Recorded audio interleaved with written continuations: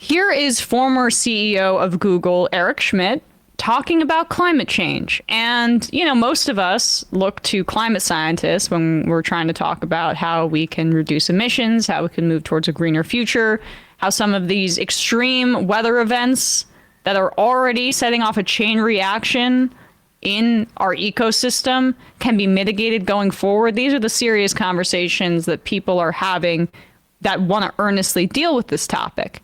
But for tech ghouls, it's all about investment in their latest talking point, which is AI, a catch-all for technology that's automated, and basically a buzzword to get some investment money. Eric Schmidt says AI here is going to be instrumental to solving the climate crisis. Let's see how this works out.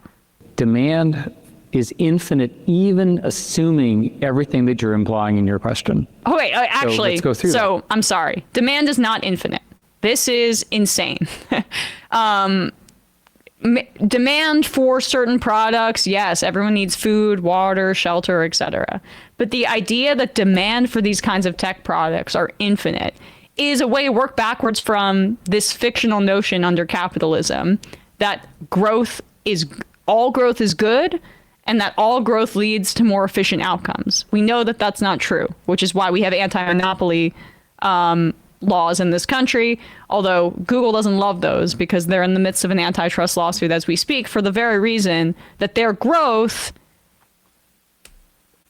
did not contribute to society functioning in the right way. But here we go. Demand is infinite, even assuming everything that you're implying in your question. So let's go through that. First, we've already discussed better materials for batteries. That takes a while, but that's important. You move to DC power lines for better transmission, loss control, things like that. You build those things, that takes a while. In terms of delivery of power, you work on power line losses. You put the data centers next to the big power lines, as I described earlier. And architecturally, there are huge improvements to be made in essentially cost effectiveness per transaction. All of that will be swamped by the enormous needs of this new technology. And because it's a universal technology, and because it's the arrival of an alien intelligence, right, something we don't understand, we may make mistakes with respect to how it's used. So stupid. But I can assure you that we're not going to get there through conservation. That's the key point. And the economics will drive it anyway.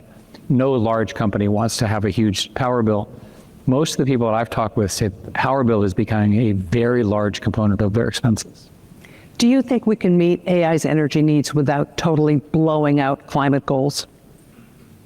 It depends on, well, so the first place is there are plenty, the US uses less power now than we did and generates less CO2 than we did of the bad kind over the last 5 or 10 years.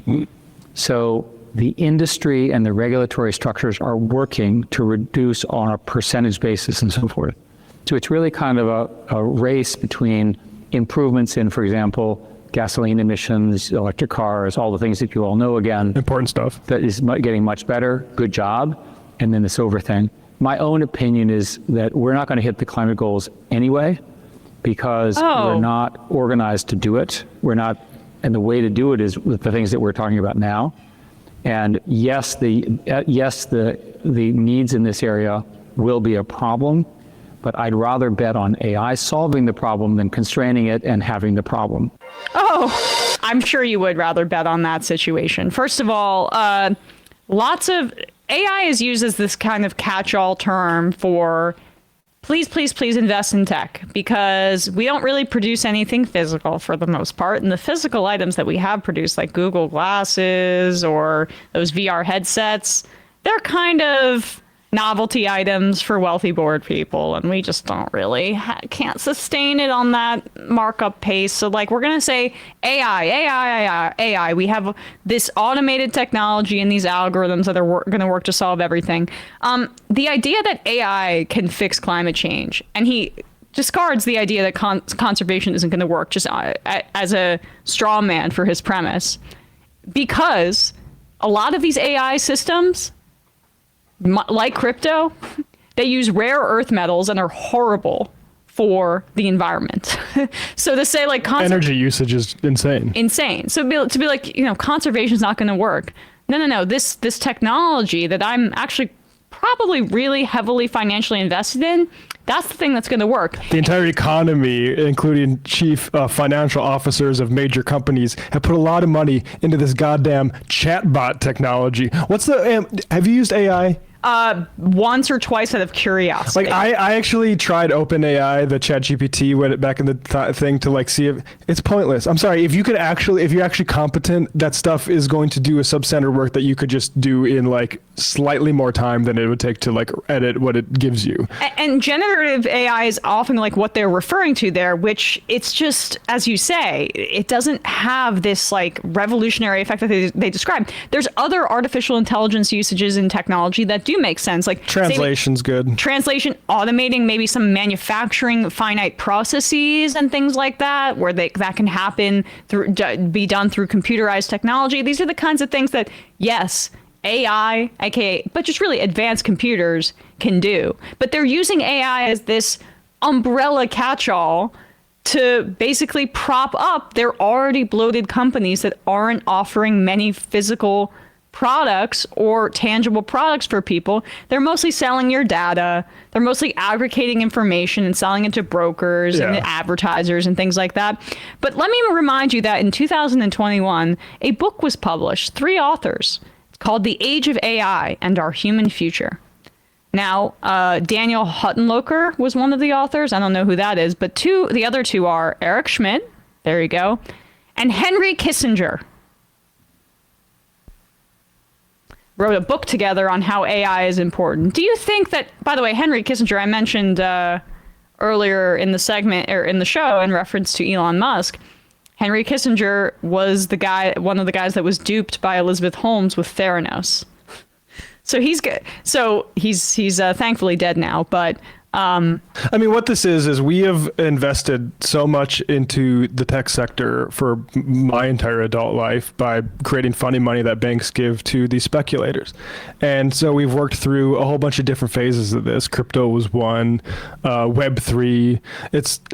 And you hear about it because people put money toward it. Yeah. And so they need it to hit, so then you get the hype cycle of it. I will grant that AI, say translation services, or let's say text-to-speech stuff, moderately useful. You know what else was moderately useful? The goddamn internet. This AI shit will not remotely have the impact that the internet itself did on society. I put any amount of money toward that. It will have a pretty big impact. But guess what? Nobody that you love is retiring any sooner because of the fucking internet. No, I know. You are not having any more time with your loved ones. Yes. You are working just as much for a boss because that invention didn't actually do a whole lot. Yep. So all this stuff that we looked for tech, like solving climate change, please, that's not sincere. That is, stay away from our investments until we get returns on them. Exactly. That's all he's saying. That's what it's been like for the past year or 2 with this AI stuff, which is basically there's a bubble. There's an understanding that like they have allocated too much capital into this like AI investment stuff. Like we hear it just constantly because they're basically realizing there's limits to this technology and the returns that we've promised, or the technology that we've promised to our investors that was going to come from this, isn't necessarily there yet. We've seen this a lot with a lot of other technological innovations. How many times did you hear about how lab-grown meat was going to change the world, and that technology is not even there, even close to it? A great prime example, self-driving cars by Elon Musk. He said like a few years ago that it was right around the corner, or a year away or 2 years away. We've long passed the deadline where self-driving cars would be on the road. No. You know why they say this kind of stuff? Because they want investment. And then they have stock buybacks. They take home a bunch of the money, and all of that capital and wealth that could have been going in basically to through taxation, helping people's lives via the government and to government programs, is just a wash in these markets and then eventually being bought back by the CEOs that are spurning investment and taking it and putting it into their own pockets, or spurring. I always say that it the other way around. I mean, I see people mention, supposed products that AI. My position on AI right now is it is very much at the gold rush situation where one company is making a lot of money, NVIDIA, by selling the picks and shovels because they keep telling people there's gold in them hills. There might be some gold in some hills, but I'm sorry, summarizing an email or writing something like that, okay, I'm glad that it saves you 20 minutes. It's not going to have the impact because I'm sorry, I saw somebody saying use it for math homework. That's good up to a point, and then you actually look into sophisticated math problems that just completely falls over compared to a goddamn calculator, which, by the way, we've had for decades and decades at this point, doing a lot of that work. So I just think people are so used to crypto, which has zero use value. Yeah. Crypto is completely pointless unless you're maybe a resistance group laundering money. But that's what the impact is laundering money. People are used to that, so now they see something that has like a moderate amount of use value, and they buy all of these. The people invested in it, the idea that it's going to change the world. It is not. It does not have that capability. Graphics processors, and CPUs are not near the level you need for like advanced human intelligence generation. Yeah, I'd encourage people to read into, there's an article that was published earlier this year, How Much Electricity Does AI Consume, in The Verge? And just scanning it over, as we alluded to earlier, it is pretty significant. So the idea that we should expand, that AI is going to solve climate change but not conservation, if someone tells you that with a straight face and they're a former Google executive, perhaps they have an ulterior motive. Oh, it's like crypto was going to help the unbanked. Yep, Get out of my fucking face. All right, guys, with that, we're going to wrap up the show, read some IMs, and get out of here. Calvin from Waterford, we've had calculators since before electricity. Exactly. Yep. People act like the machine age just started. Yeah. Hack All the Things says there are good mini documentaries on lab-grown meat in Japan on NHK World, a Japanese PBS-like station that we have in the U.S. as well. I'd be interested to hear about that, but the problem is there's a possibility of creating that kind of meat. It's really difficult to replicate the meat for an animal in terms of like fat and muscle tissue that they're struggling to manufacture in a lab, and the expense to process meat at a scale that would in any way replace our farming systems is just we're not even close to that technology. So it's another example. Maybe AI will tell us how to do it. Yeah, by doing text to speech predictions. Right. Richard Harrow Goat, AI clowns are marketers with investments. AI clowns are marketers with investments, not our saviors. Yeah. Charlie Jerk, Anna Kasparian says her new Substack will be a place for open conversations and ideas. I wonder how many of those high-level ideas will put her brain into recovery mode.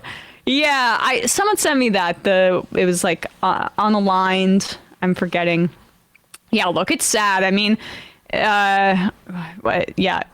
Please do not call me on the line. Call me a person who on the lines. Okay. No, it's just it's sad, right? Like it's clearly she's going down a different path politically, and